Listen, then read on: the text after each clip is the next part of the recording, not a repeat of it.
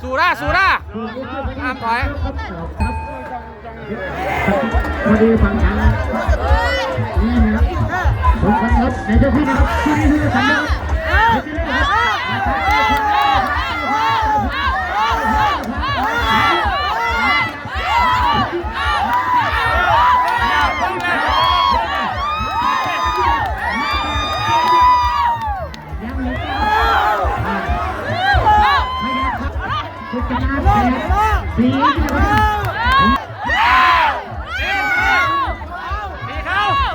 ห้องใหญ่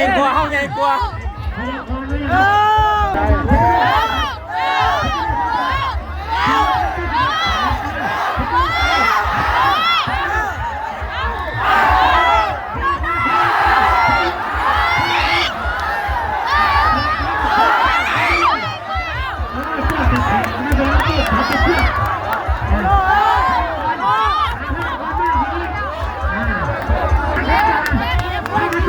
อย่าเร่ง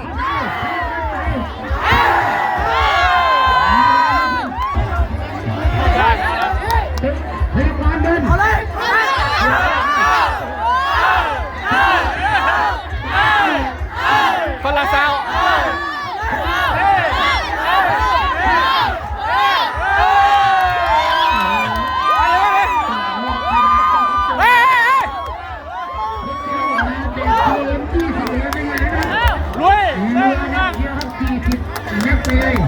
ลุยเลย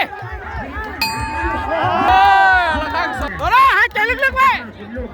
โดโดได้นับแล้วตีไปเรื่อยๆมึงอย่าหมดที่สองครับได้นับแล้วนะครับมวยต้นกล้าครับเดี๋ยวสามเรื่องพยากรณ์ของรัฐบาลทำได้ครับลูกทำได้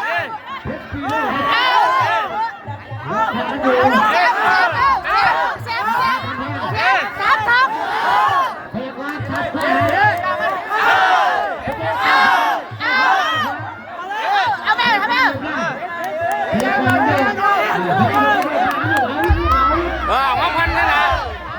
ออมแห้งไว้